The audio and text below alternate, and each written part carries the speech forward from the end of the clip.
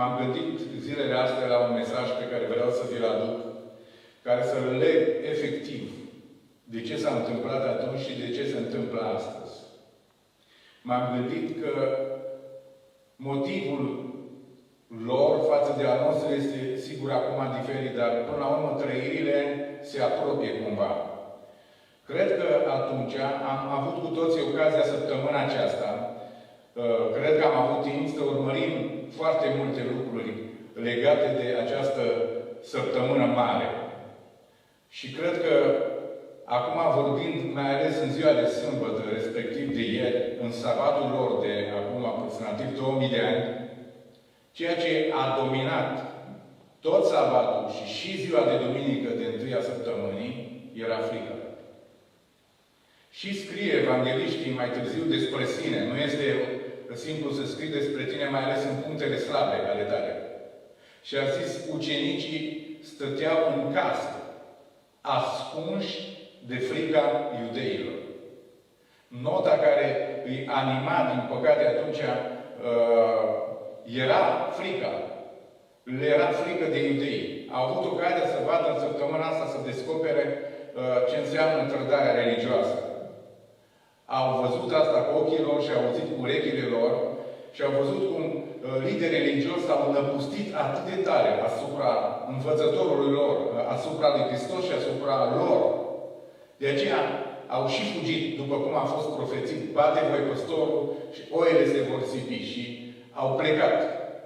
S-au speriat de această forță a liderilor religioși care au venit împotriva cursului normal profetic, împotriva lui Dumnezeu. Hristos însuși a anticipat asta și a spus exact cum au făcut cu prorocii. Exact așa vor face și cu voi. Exact așa au făcut și cu El. Apoi, frica asta s-a născut și din faptul că au văzut cruzimea romanilor. Fiecare din dumneavoastră a ajutat și de imagini zilele acestea, care sunt toate probabile și sunt rodul imaginației unui regizor sau altuia, care au încercat cumva, ajutați de ceea ce scrie Biblia, să arate cruzimea aceasta a romanilor față de Hristos. Am avut parte să urmărim momentul când a fost scuipat, care este unul dintre cel mai umilitor gest pe care poți să-l faci unei ființe umane când scuipi pe cineva în față. Vă aduceți aminte chiar și marele preot și după aceea soldații romani l-au pălmuit, l-au bătut, l-au zdrobit. Și toată cruzimea asta fizică și toată umilința asta a mers până acolo să se împlinească ce a scris Isaia cu multe sute de ani în urmă. Era așa de disprețuit. Era așa de multă suferință pe fața lui și pe trupul lui, încât nu puteai să-l privești. Îți întorceai fața de la el. El a fost efectiv zdrobit, lovit, biciuit cu plumbi. Toată suprafața corpului a fost sfâșiată de această violență de nedescris, care pentru romani era ceva comun, mai ales că era într-o țară pe care o dominau. Așa că și violența asta fizică pe care au văzut-o și-au dat seama de când l-au luat din grădină ce urmează și faptul că Iisus Hristos n-a ripostat și nu s-a apărat deloc în toată perioada asta, ba dimpotrivă, când ucenicul Petru a vrut să-l apere scoțind sabia și tăind urechea lui Marcu, Iisus Hristos a zis, fără săbii, fără apărare, bagă-ți sabia în teacă, pentru că să știi că cel care scoate sabia va fi ucis de sabie. Aici nu lucrăm cu arme. Eu aș putea să chem 20 de legiuni de îngeri, 20.000 de îngeri s-ar putea prezenta deodată aici în grădină și ar putea să mă apere. Dar asta este ceasul lor, asta este ceasul întunericului. Și atunci au realizat că Iisus Hristos nu poate fi apărat.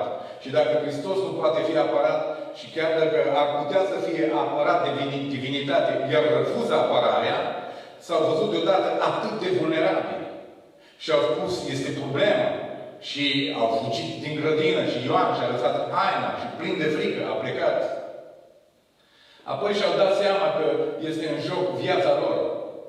Și s-au ascuns prin case pentru că frica incertitudinea și întrebarea sa, ce va fi cu noi? I-a îngrozit și i-a băgat efectiv într-o autoizolare.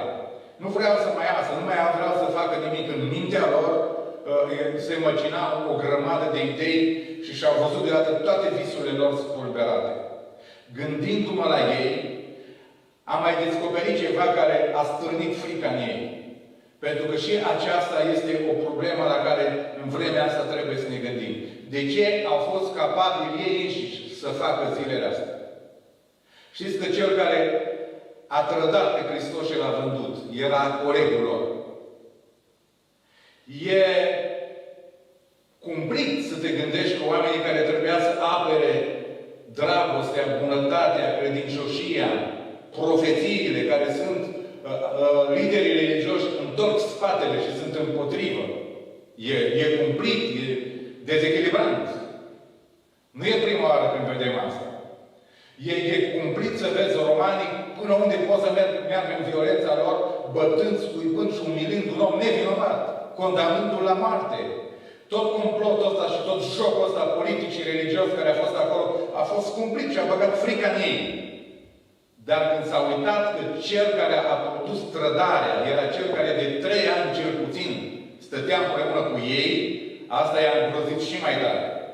Și când au venit mai aproape cu cercetarea și au văzut că, de fapt, liderul lor a celor 12, omul prin care a venit revelație, omul care a umblat pe ape, omul care a avut intervenții fantastice, omul de care s-au legat ei, omul pe care l-au văzut liderul lor și care de atâtea ori i-a influențat înspre bine, omul care a făcut niște declarații grozave cu câteva zile în urmă, că e gata să meargă până la moarte, că nu se va lăsa, chiar dacă ei vor fi slabi, el nu va ceda. Și când se uită toți în jurul lor, într-un colț prăbușit, Petru, lepădindu-se cu teme de 3 ori de Iisus Hristos, Fiul lui Dumnezeu.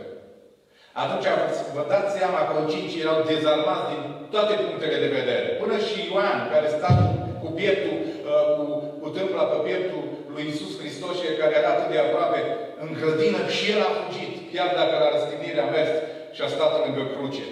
Totul este și devine niște surse de durere, de panică, de dezechilibru psihologic, de frică care i-a împresurat efectiv, făcându-i să le fie atât de frică și de prezent, și a închis ușile sub cheie, și să le fie frică prin incertitudine și necunoscut, mai ales de viitor.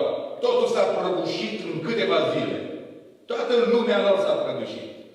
Toate visurile lor care și le-au făcut în anii ăștia despre împărăție și tot ce au auzit s-au risipit în câteva zile.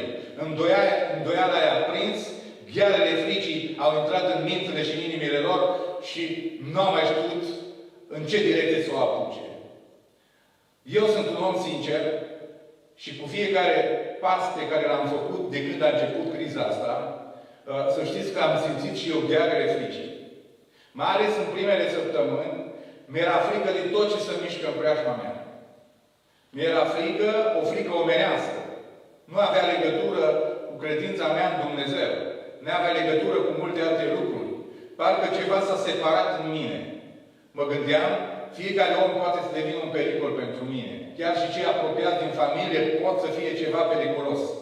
Instinctul conservării și apărării vieții a renăscut dintr-o dată în mine, acaparând aproape întreaga mea ființă, băgând în izolare o parte importantă din viața mea care se numește încrederea totală în Dumnezeu. Și atunci mi-am dat seama că este o problemă. Atunci mi-am dat seama într-un mod foarte categoric cât de periculoasă este frica și ce poate să aducă ea în viața ta, cum îți poate fura liniștea și perspectiva și cum îți fură dintr-o dată pofta de viață, pasiunea de a trăi, bucuria de a trăi, care îți obturează odată cele mai înalte vise din viața ta și toate planurile care ți le-ai făcut pentru anul acesta, pentru toate ți le vezi puse dintr-o dată pe foaie pe care scrie Dumnezeu știe ce va mai fi. Sună bine, dar în realitate noi simțeam că totul se prăbușește sub ochii noștri. Atâtea planuri ne-am făcut fiecare dintre noi. Și deodată simțim că veștile care au venit peste noi ne-au furat tot acest proiect și a rămas deodată goi. Un al doilea lucru care am simțit era un pustiu interior.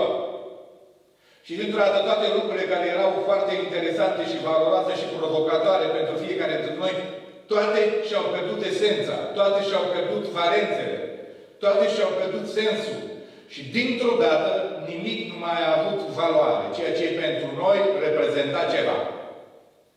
Și toate aceste lucruri ne-au dus într-un punct să ne punem într-o întrebare, ce va fi? Și atunci am apelat la câteva surse, nu? Prima dată, pentru că e vorba de o boală, de un virus, de zona sănătății, ne-am îndreptat ochii și mai ales urechile spre medici. Și toți specialiștii am părândat fiecare dintre noi prin sursele care avem de informație să spună ei care se ocupă de zona asta, ce va fi. Și imaginați-vă, din America și până în Asia și peste tot, vorbim și de România până la urmă, toți specialiștii, zeci de mii de specialiști, cei mai puternici. Specialistul în zona aceasta, lângă președintele Americii, zice, nu știm ce va fi. Nu știm cum se va comporta virusul ăsta. Nu știm cât vom fi cu el. Nu puteau să ne liniștească nici măcar să spună câteva luni. Și au spus, e vorba de un an. Când ei spun că e vorba de un an, poți să te duci mult mai departe să vorbești de ani. Când îți spune, trebuie să ne obișnuim cu el, îți spune că nu au soluție, că sunt lipsiți de soluție. La ora asta, când eu vorbesc aici, se spune că zeci de mii de oameni și de medici specializați pe zona asta a virusilor lucrează zi și noapte să găsească un medicament, să găsească un vaccin. Sunt mii de vaccinuri în teste. Puteți să spuneți dumneavoastră toți medicii ce se întâmplă? Nu știm. Nu știm de unde să luăm. E ceva nou, e ceva care ne-a surprins, e ceva care ne-a prins pe nepregătite și așa mai departe. Spun, de 100 de ani n-a mai fost așa ceva. Toate astea au aruncat în viețile noastre, fără să vrem, fără să alegem și uneori trebuie să recunoaștem, a adus în viața noastră frică, incertitudine și ne întrebăm, ce va fi cu noi? Ce vor fi cu copiii noștri? Ce va fi cu viitorul acestei planete? Ce va fi cu biserica? Ce va fi cu slujirea? Cum ne vom aduna? Cum ne vom aduna? Câți ne vom aduna? Unde ne vom aduna? Și când ne vom aduna, cum vom cânta? Cum ne vom ruga? Cum vom predica? Care va fi reacția oamenilor? Ce se va întâmpla în viitor? Ce se va întâmpla cu sănătatea noastră? Eu însumi am spus zilele acestea. Cred că pericolul cel mai mare nu este acum. Când stăm 8 oameni sau 2 oameni sau stăm în tot felul de momente de izolare și ținem la pielea noastră, cum spune în Biblia, ne întrebăm și spunem, și eu am spus, după 15 mai va fi un pericol, pentru că nu va mai fi putut dat nici legal încă o continuare a stării de urgență, pentru că este epuizată legal și a doua, și va trebui să ieșim pe stradă și va trebui să ne reîncepem viața. Și virusul ăsta nu o să plece. Și atunci ne vom întreba, cum vom arăta? Vom fugi unii de alții? Cum va arăta viața noastră cu adevărat? Atunci o să iasă și soțiile noastre și o să plece la servici și soții. Când ne vom întâlni acasă, ne vom îmbrățișa? Vom mai fi familii drepți? Vom mai fi familii normale? Vom mai fi oameni normali? Cum va arăta toată planeta asta? Sperăm la un medicament minune care va veni în toamnă. Sperăm după ianuarie 2020-2021 să apară vaccinul. Și vaccinul ăsta va avea contraindicații, va avea efecte nocive, ne va ucide. Toate astea sunt realitățile în fața căruia stăm.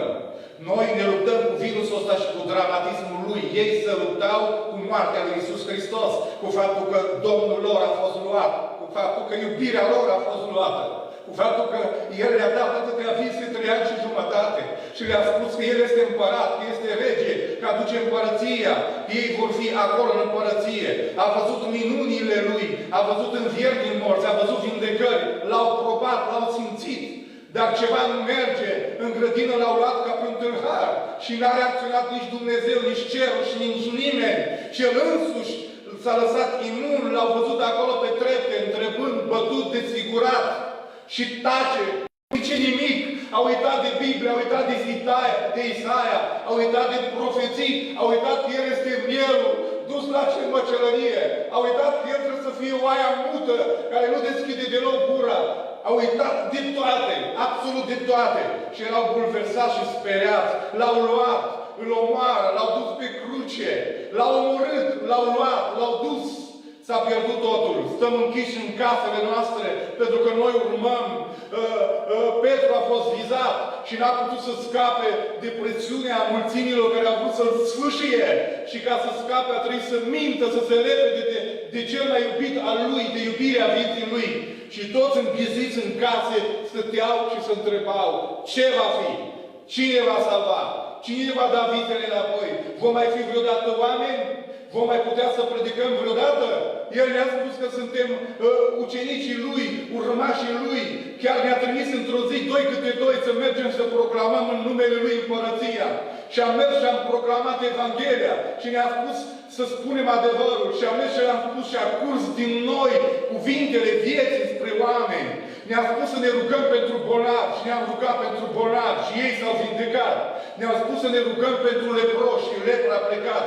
Ne-a spus să facem o grămadă de lucruri. Ne-a spus să mergem spre oamenii legați de Satana și de diavolul. Să punem mâinile peste ei și să cerem în numele Lui Iisus ca să fie eliberați de puterea întunericului. Și toate duhurile ne-au fost supuse și au plecat și noi am simțit gustul puterii lui Dumnezeu în viețile noastre. Dar totul a fost ieri. Totul a fost săptămânile trecute, totul a fost anii trecuți. Dar acum suntem închiși în case. Iisus este mort. Religioșii triumfă. Romanii nu le pasă și-au bătut joc de el, au tras la sorți pentru cămașa lui. Unde este perspectiva noastră? Unde sunt visele noastre? Cum o să putem să mergem mai departe? Când o să putem să ieșim din case? Când o să nu ne mai urmărească iudei? Câte săptămâni o să stăm? Și când o să ieșim, cum o să ne bărberim? Cum o să arătăm? Ca să nu mai părem ucenicii lui, o să ne deghizăm? Ce o să fie cu lumea noastră? Acelor 11 care a rămas. Colegul nostru s-a spânzurat.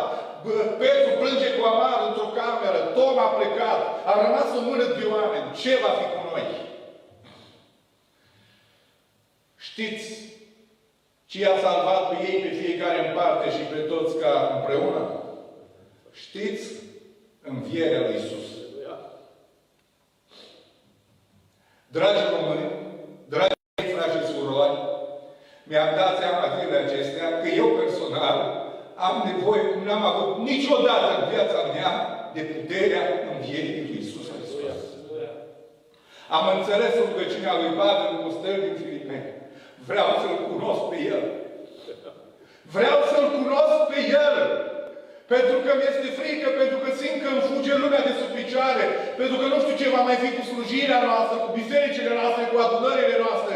Și pentru că am o mulțime de întrebări, atunci trebuie să-i bat la ușa îndurării Lui și să-L întreb. Vreau să-L cunosc pe El și vreau să cunosc puterea învierii Lui. Îl vreau pe Hristos.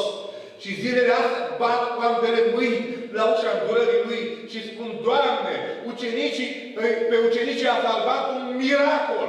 Și am întrebat: Doamne, care e miracolul? Și miracolul înseamnă Hristos a înviat. Aleluia! Aleluia! Slavă Lui!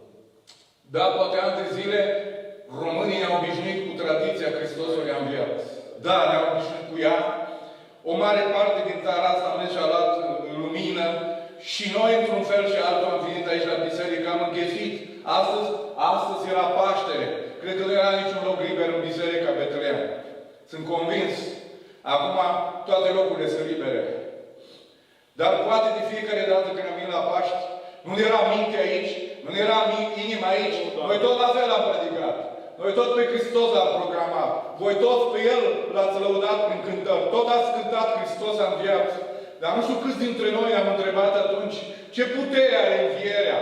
Nu știu dacă vreodată ne-am întrebat atunci printre ouă roșii și Paște și costume și eleganță și bani cheltuiți, dacă ne-am întrebat ce sens are puterea Hristosului înviat în viața mea.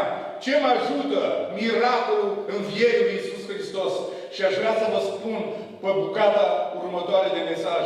Dragii mei, fiecare în mod personal avem nevoie de învierea lui Iisus Hristos în viețile noastre. Avem nevoie de învierea lui Iisus Hristos în mod personal în viața noastră. Vă aduc aminte un text din Biblie fantastic pe care îl prețuiesc. Efeseni, capitolul 2, versetul 4. Dar Dumnezeu care este bogat în îndurare, pentru dragostea cea mare cu care ne-a iubit, să nu uitați asta. măcar că eram morți în greșelile noastre, ne-a dus la viață împreună cu Hristos. Versetul 6. El ne-a înviat împreună și ne-a pus să ședem în locurile cerești în Hristos Iisus. Acolo unde sunteți, spuneți cu toții amin. Am fost morți. Suntem morți. Frica ucide în noi orice vis. Frica ucide în noi orice perspectivă. Frica este cel mai mare și mai dramatic adevăr care atunci când intră în viețile noastre ne deposedează de tot ce am avut și de tot ce am fost. Frica reușește să anuleze tot ce a fost dat. Uitați-vă la ei. Am crezut, am tras nădejde, totul s-a dus, totul s-a prăbușit. Absolut tot am pierdut. De ce? De ce s-a întâmplat asta? Nu știu, Hristos a murit. Cine poate readuce la viață? Miracolul învierii. Am fost aduși la viață. Stimații mei, frați și surori, oameni buni, nu ne putem reînvia nici prin puterea medicinei, nici prin promisiunile lor. Nici nu știm ce poate să se întâmple, nici nu știm ce sunt în spatele ușilor închise. Nici nu știm ce plan diabolic poate să fie în spatele unei noi ordini mondiale. Apar n-am ce să vă spun. În ce să ne bazăm? În promisiunile președinților au scăpat de sub control. Iată că toți țarii aceia care am auzit atâția ani de zile, unii se bizuie pe caii lor, alții se bizuie pe carele lor. Ei se îndoaie și cad, dar noi, cine suntem noi? Toți care vreți să fim noi ne ridicăm și rămânem în picioare. Pentru că Cel care ne ridică în picioare din prăbușirile noastre este miracolul unui Hristos a înviat. Oameni buni, Hristos a înviat. Și învierea lui Hristos ne aduce din moarte la viață. El ne aduce, e un har, e o favoare. Nu te poți reînvia. Nu-ți poți reînvia ființa, nu poți să-ți reînvii mintea. Dimpotrivă, oricât m-am concentrat zilele astea. Am încercat prin tot ce am știut să-mi instaurez în mintea mea o gândire pozitivă. Ori atât. Deveneam mai agitat. Am încercat să mă adopt de la știri care sunt bune. Și am încercat să împrăști și în familia mea și peste tot, pare am știut la telefon, bă, va fi bine, uite ce o spun ăsta. Uneori m-am așezat în promisiuni care au venit pe alte căi și nu intru în detalii. Suna bine, am spus unui prieten, bă, îmi place și mesajul ăsta, că sună bine, spune că după 15 aprilie suntem salvați. Din zona spirituală din asta. Au venit altele că în 3 zile virusul dispare. Îmi plăceau, mă alimenteam mintea și ziceam, bă, mă liniștesc puțin, mă liniștesc. Dar în realitate știam că mă amețesc singur de cap. Este o beție a simțurilor pe care vreau să le anulez, să nu mai fie atât de puternice, să nu mai inspire frică, să nu mă mai dezorienteze. Dar agitația veneam în ochii mei, mă întrebau copiii, când mergi la școală, tati? Parcă mi-este dor de școală. Mă întreba alții, când mergem la biserică? Dar cum o să fie lumea? Mă vedeam fără răspuns. Nu putem să ne reînviem singuri, oameni buni. Nu putem să ne reînviem. Nu ne poate reînvia nici lideri, nici eu pe dumneavoastră nu vă pot reînvia. Vedeți? Mă mărturisesc de minute în șir. Sunt un om slab. Sunt un om palid în fața acestui iureș care vine peste noi. Dar să știți, am venit să vă aduc o predică. Avem nevoie de un miracol. Ucenicii nu se pot salva. Și dacă se gândesc la toate lucrurile frumoase și dacă au o grămadă de amintiri mai de mare impact ca mine și ca dumneavoastră, au trăit cu Hristosul împreună, au dormit în același loc, au văzut minunile care noi nu le-am văzut, au văzut chiar învieri din morți pe Lazar și fiica lui Iair și așa mai departe. Și toate astea erau niște amintiri în spate și parcă nu aveau forța să se elibereze de frică. Cineva trebuia să-i aducă la viață. Și într-o zi a intrat cineva prin ușile încuiate. Și acesta este Iisus Hristos, Fiul lui Dumnezeu. Și le-a spus, pace vouă! Nu vă temeți! Știu că am învârtit cheia în ușile noastre. Ca să nu intre virus, să nu intre boală, să nu intre străini. Știu că a venit oameni să ne aducă ceva și am ținut la poartă, la 3 metri distanțe. Le-am spus, lasă pâine la poartă, lasă lucrul acolo. Știu că am învârtit cheia fricii în broasca sufletului nostru și nu mai știm cum să ieșim de acolo. Să nu vă temeți, oameni buni, Hristos e viu! Hristos e viu! El este ca și atunci, nu are nevoie de cheie să intre în casă. El intră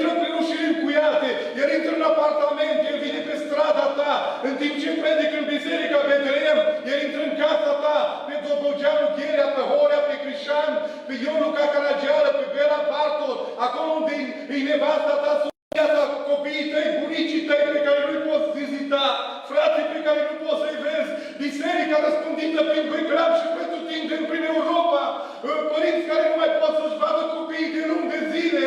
Am auzit de Daniel de la Radio Vocea Evangheliei, care este mai bine Dumnezeu să se atingă de el. Zice, sunt în spital de o lună și ceva, soția mea e la Suceava în spital, el este la Iași, iar copiii mei sunt de o lună în casă, singuri.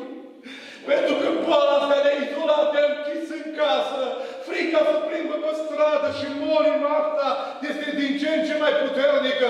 Avem nevoie de un miracol și miracolul este Hristos în viață. Trebuie să fim aduși la viață, da. Cine ne aduce la viață? Harul învierii. Pentru ce a avut rost învierea lui Iisus Hristos? Să-mi învie în mine visele. Sunt în fața dumneavoastră. Când scriam aseară și dimineață câteva puncte aici, am simțit că a pătruns puterea învierii în inima noastră. Am început din nou să am vise și am spus, Doamne Dumnezeule, parcă visez că predic din nou și nu e noaptea să-mi strâng perna să spun, Doamne, mi-e dor să-ți proclam Evanghelia, mi-e dor, Doamne, să mă duc în mijlocul oamenilor să spun că Tu ești viu și ești păcate. Mi-e dor, Doamne, parcă mi s-au unecat visele. Cel care poate învia persoana Ta este Iisus Hristos, Fiul lui Dumnezeu. Poate nu ți-a apăsat, dar aș vrea să spun că moartea asta care a pătruns în noi nu poate să fie salvată decât de învierea lui Iisus Hristos. Aș vrea să pătrundă Hristos înviat, nu numai în casa ta, să pătrundă în inima ta. Poate te-ai închis în tine acolo, poate să te speriați, aveți oameni dragi prin spitale, poate că unii din dumneavoastră chiar sunteți în spitale și poate să auziți predica asta nu în direct și după aceea. Să nu te temi. Nimeni nu poate să îți facă nimic sufletului tău. Cel care a murit și a înviat pentru tine este Iisus Hristos, Fiul lui Dumnezeu. Dragii mei, vreau să vă spun ceva. Noi am intrat de bunăvoie. Dintr-o perspectivă normală. Ne-am izolat în case. Am fost băgați în case ca mulți alții de lege și de starea de urgență care a fost declarată în România. Dar aș vrea să vă spun, fiii și fiicele lui Dumnezeu nu sunt în izolare. Vă rog să ieșiți din izolarea în care diavolul și frica și tot apanajul lui va invita să intrați. Dumneavoastră nu sunteți.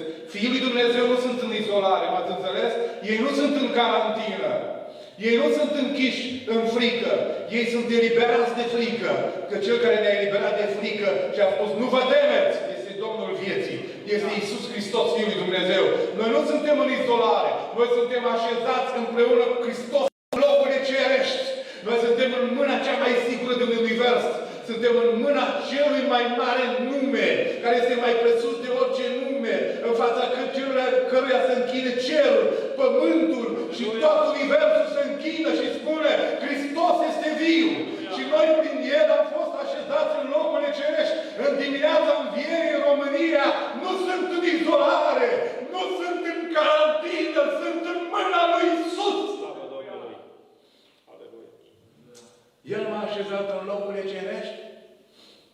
Am fost aduși la viață împreună cu Hristos, da. De ce? Datorită dragostei cele mari, datorită bunătății sale care și-a arătat-o față de noi, El ne-a adus la viață. Mă rog, fiecare ființă care ascultă acest mesaj, dincolo de transmiterea vocii mele sau a ființei noastre sau tot ceea ce suntem astăzi aici, ascultă-L pe Duhul Sfânt. El te aduce la viață. El îți dă viața. El este viața ta. Dacă până azi nu te-ai gândit la asta, pleacă-ți genunchi acolo în casa ta astăzi. Pleacă-ți genunchi acolo în camera ta și spune, vreau să cunosc puterea ta. Vreau să cunosc puterea învierii. Vreau să pătrundă viața în mintea ta, în mintea mea, în sufletul meu, în ființa mea. Vreau să fiu adus la viață. Vreau să trăiesc. Vreau ca moartea, ca frica, ca dezechilibru, ca frica de nou și de tot ce va fi, să dispară pentru totdeauna din viața mea. Nu sunt în mâna virusologilor, nu sunt în mâna biologilor, nu sunt în mâna doctorilor, nu sunt în mâna propriei mele inteligență și propriilor mele simțuri că sunt pierdut, nu sunt în mâna unei religii, nu sunt în mâna conducătorilor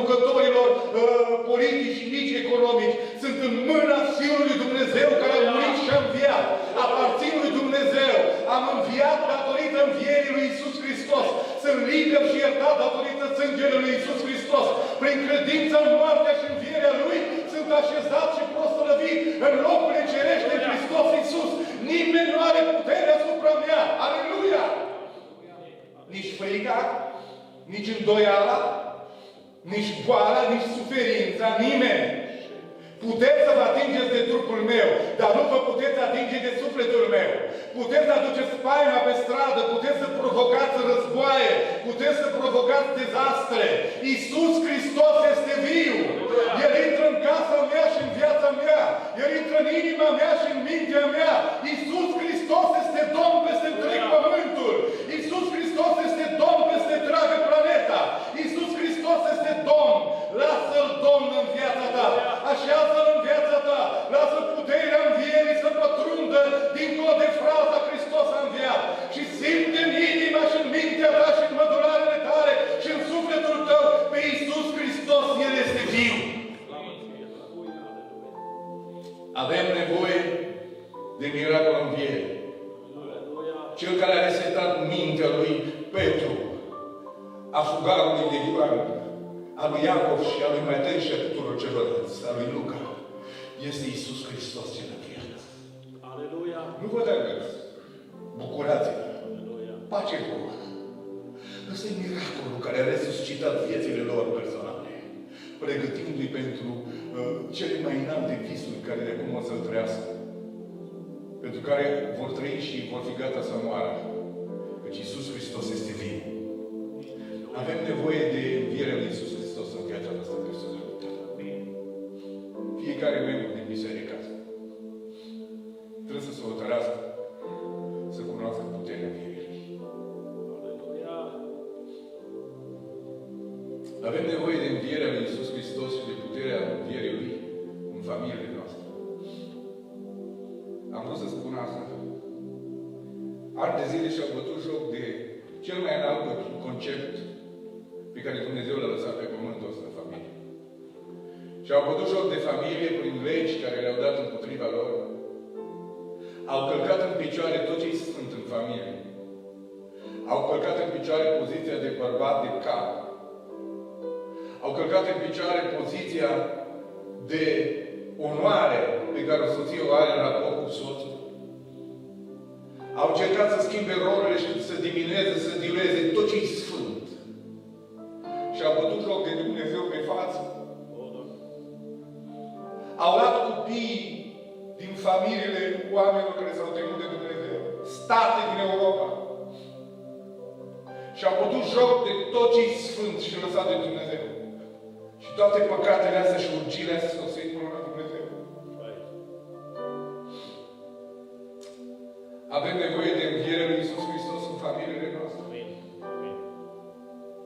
Poate mulți v-ați adunat în acest timp forțat. Dar poate te-ai dat seama, după ani de zile, pentru prima dată, că ai lângă tine o soție. Pentru că gândirea asta materialistă și forța asta a banului și prioritățile astea răsturnate în adunările noastre, care au făcut pe mulți bărbați să nu știe că mai au lângă ei o soție, care au făcut soții să nu mai știe că au soți și copii, într-un iure și o alergare nebună, ne-am ucis visele ca soț și soție. Care au fost visele noastre înainte de pandemia asta? La ce ați visat, stimate soții, pentru casele voastre și pentru pruncii voștri? La ce am visat, stimați soți și tați, pentru copiii noștri? Oare ne-a mai interesat pe noi să punem în casele și în mințile noastre în centrul lor pe Hristos? Sau ne-am făcut planuri grozave pentru ceea ce va urma viața noastră? Și o să reușim să facem noi din fiii și fiicele noastre. O să reușim să cucerim lumea asta încet. Știți ce s-a întâmplat, nu? Ne-am distanțat unii de alții. Moartea comunicării dintre soț și soție a fost o molie numai puternică decât virusul COVID. Pentru că mulți bărbați și o parte au recunoscut și mi-au spus: nu mai știu ce să vorbesc cu nevasta, că n-ai știut nici înainte. Când moartea păcatului a pătruns în familiile noastre și a ucis legătura dintre soț și soție, a ucis de mult legătura dintre copii și părinți. Foarte mulți se adunau în casă și erau doar niște străini.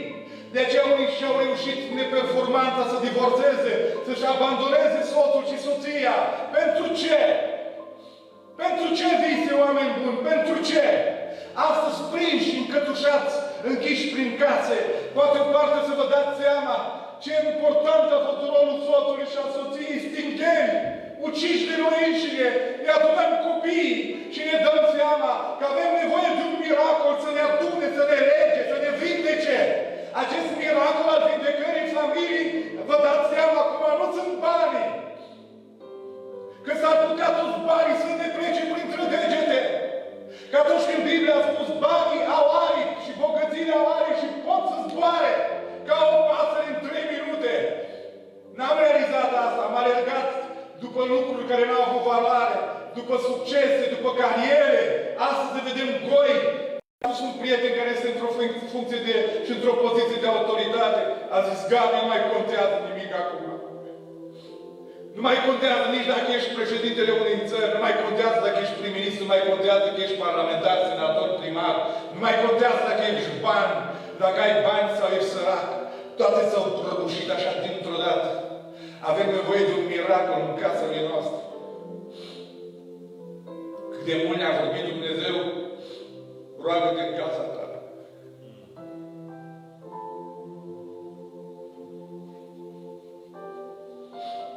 Am crezut că viața înseamnă haine. Și Iisus Hristos a spus despre predica de pe munte, printr-o întrebare, oare nu este viața mai mult decât îmbrăcămintea?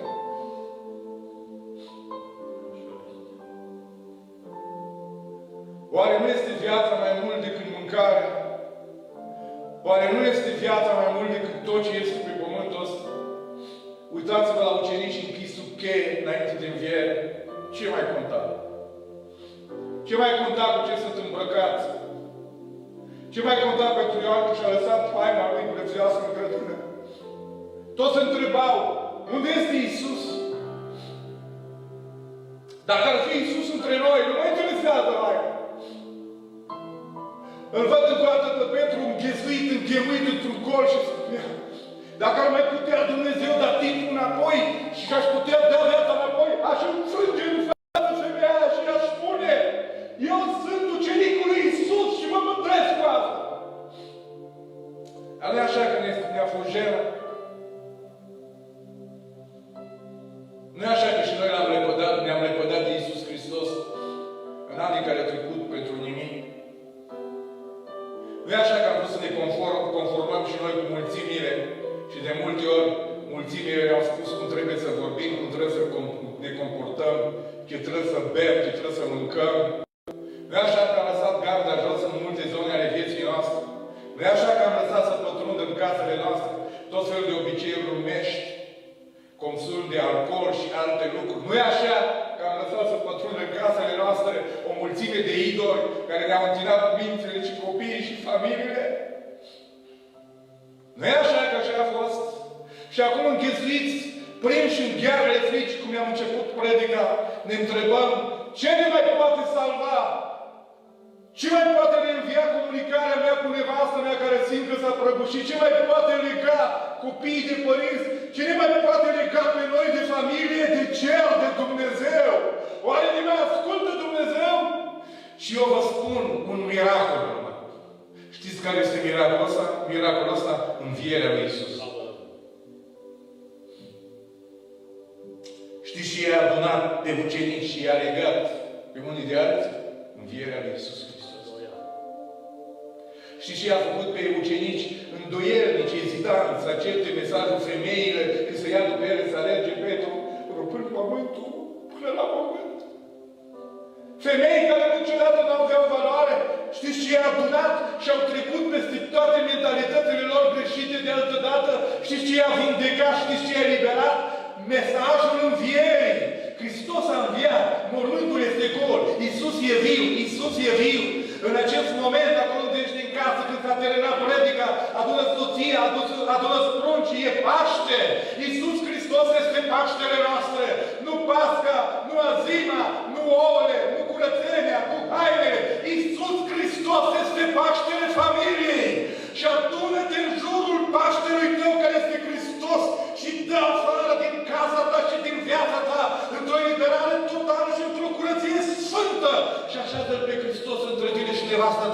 Așează-L pe Hristos între tine și copiii tăi.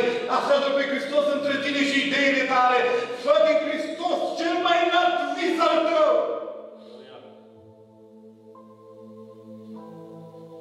Că poate ani de zile când am predicat de la înconul ăsta și de la altul și am spus că visul nostru cel mai înalt este Iisus Hristos. Că vrem să trăim și să murim pentru El. Ne-ați judecat unii din dumneavoastră. Ne-ați băgat în ideile dumneavoastră și ne-ați spus că vrem popularitate. Că vrem să fim tari, că vrem să fim mari.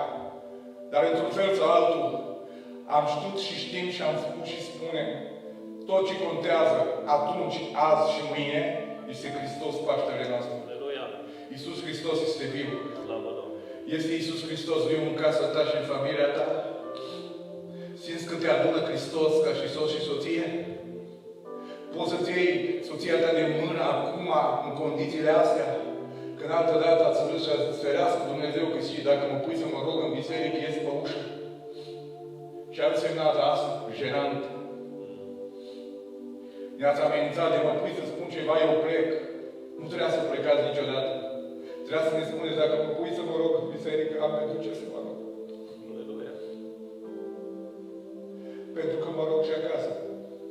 De ce să-mi fie jenă să mă rog cu biserica, cu familia mai mare, când eu strig împreună cu casa mea spre Dumnezeu cel viu?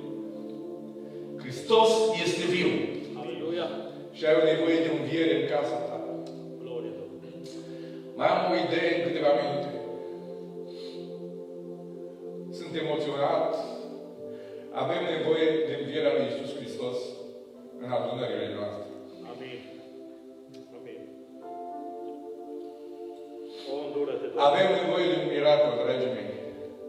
Preză. Toată luna asta și o săptămână de când sunt în izolare, mă tot întreb și îmi fac speranțe, îmi fac planuri, vorbesc despre ele, am predicat despre ele, ce am așteptat numai, cred că va fi o târziere enorm de mare în biserică. Și dacă în prima săptămână, a doua, visul ăsta tot creștea în intensitate, în ultimele zile am început să pierd. Pentru că am văzut, spun câteodată, din cauza izolării, am început să apară colții, am început să apară răutățile, am început să primesc mesaje care nu mi le-am imaginat niciodată că sunt posibile. Am început să fiu amenințat, ironizat. O să mor de foame tu și copiii tăi. O să mănânci cu fulezi și cu zici. Te potul asta la ori la mine mi-au trimis o fel de emoții din alea cu râsete, cu limba scoasă. Frații mei, frații noștri, ați falimentat, vedem cum să vă descurcați. N-a fost numai cu mine, i-a luat pe toți, ne-a dat nume de pasă, din județ, peste tot. Și sunteți terminați, jubilau. Hristos a încheiat. Mărire Domnului. Și am spus, este persoana care a sunat-o la telefon și a zis, pentru că simt că ai nevoie de Dumnezeu, am zis, vreau să te întreb ceva. Am zis, tu nu te întrebi de Dumnezeu.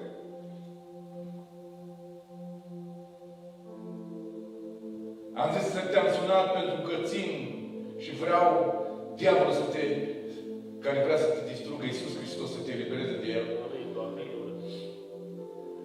Am visat și visez lunile astea că va fi o reînviere a bisericii și a părtășiei.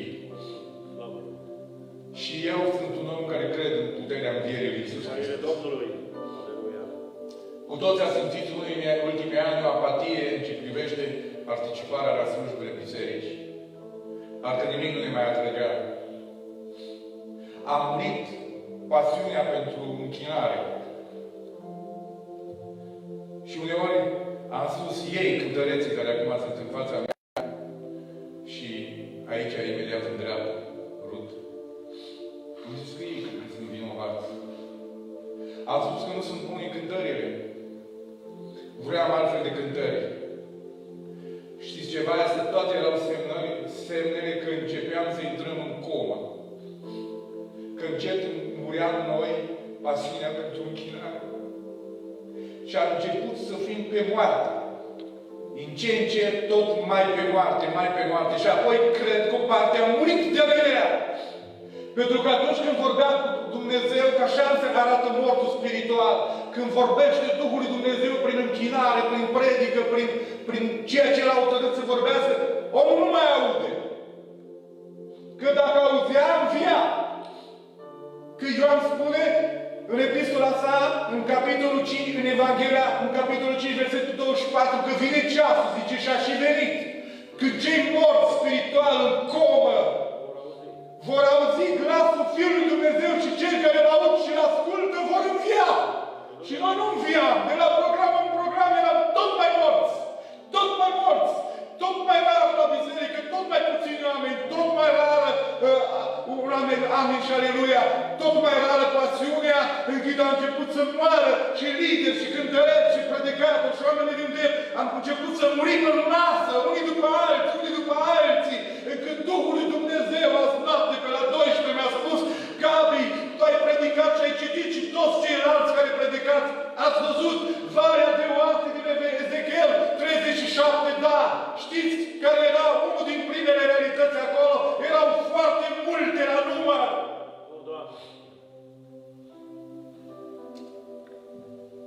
Că dacă 2 sau 3 nu mai veneau la biserică, spui, bă, tot timpul a fost așa. Că din nu știu nici ucenici, unul trădat și-o vândut. Și ne putem cumva justifica că nu e toată lumea, dar au început mulți și tot mai mulți și tot mai mulți și foarte mulți și foarte mulți. A murit pasiunea, te uitai la oameni în biserică, stăteam picior peste picior, gurile încreștate, n-aveam pasiune în rugăciune, n-aveam pasiune în cântare, nu puteam să facem nimic. Știți de ce nu puteam să facem nimic? Nu din vina cântăreților și de foarte multe ori, nici măcar la predicatorul, că și ei, unii dintre ei au nevoie de înviere, pentru că Duhul Sfânt nu-i călăuzeam predic, pentru că Duhul Sfânt nu-i inspira și pentru că au nevoie să îngenuncheze la sursa care poate aduce viața. Și acesta este Hristos Domnul, aleluia! Și tot mai mulți și tot mai mulți, dacă era o contaminare generală, ca și în virusul ăsta, 1 de la 3 și 3 dau la 6 și 6 dau la 50 și așa a început în ultimii ani să se contamineze bisericile și poporul lui Dumnezeu. Când vroiam să facem evangelizări vara, o mulțime de biserici întorceau spatele, morți. Pe an ce trece, vedeam, îngrijorându-ne, programam turnee cu speranța tot mai puține. De la 20 de turnee la 16. Anul ăsta, 11 erau proiectate pentru iulie. Le suna sora Lidia și cei care se ocupa, zice, da, cu tare oraș nu mai vrea. Am vorbit cu păstorii, nu mai vor. Ezechiel, uite-te în valea asta. Sunt foarte multe oase. Foarte multe. Și spun ceva, uite-te puțin după număr, uite-te puțin și la caracteristica osului. Și nu este uscat de tot. Uitați ce scrie acolo. Foarte multe pe fața văii și erau uscate de tot. De tot. Adică nu este ca biserica, zice, întărește cei pe moarte. Adică nu ești chiar mort. Ai o zonă care e pe moarte, dar poți să o întărești, poți să te schimbi, poți să faci ceva. Te-ai părăsit dragostea de întâi, întoarce-te. Aici e vorba de uscate de tot, de tot. Erau agitați așa în toată lumea. Zice, și după aceea, să mai spun ceva, că sunt împrăștiate toate. Duhul Sfânt mi-a spus azi noapte, i-a zis, Doamne, ce să predic de părasnicos. Spune că poporul meu are nevoie de o înviere. Amin. Și cine poate aduna învierea lui Iisus Hristos. Puterea învierii. Și cine poate să crească pe noi carne și vene. Și știți cine poate aduce la viață? Duhul de viață lui Dumnezeu care vine. Și care, deși biserica este goală, suntem doar 8 aici, simțim prezența Duhului Sfânt aici și știu că El este Duhul de viață. Și în timp ce predic aici, mă rog, acest Duh de viață se pătrundă în toată adunarea Betlehem, în toată mulțimea de oameni care ascultă predica. Poporul lui Dumnezeu trebuie să ridicați ca o armată pe care nu o putem ridica noi, ca o unitate care nu o putem face noi. Am văzut zilele astea și cu siguranță văzut și Costel. Și la nivel de mii, o grămadă de lideri, o grămadă de păreri, o grămadă de frecușuri. Și spune, cum ducem noi mai departe lumina lui Dumnezeu? Cum ducem noi mai departe flacăra? Ce vise să avem? Cine ne poate aduna? Cine ne poate pune din nou pe drum? Și cine a pus pe drum pe ucenici și le-a dat o direcție clară este Hristosul care a înviat, aleluia! Și Cel care a produs viață în ei, făcându-i martori până în ziua de azi, este Duhul Sfânt de la Rusalii care a coborât și a venit în viețile lor, dându-le port, forța și puterea Hristosului cel înviat. Biserica, poporul lui Dumnezeu, are nevoie de înviere. Amin. Să reînvieze pasiunea în închinare și în rugăciune. Spuneți amin. Amin. Să reînvieze participarea și părtășia bisericilor. Să spunem amin. Să reînvieze proclamarea Evangheliei prin autoritatea și puterea Duhului Sfânt și să spunem amin. Să fie ungere puternică, supranaturală, peste toate adunările de la 2 sau 3 și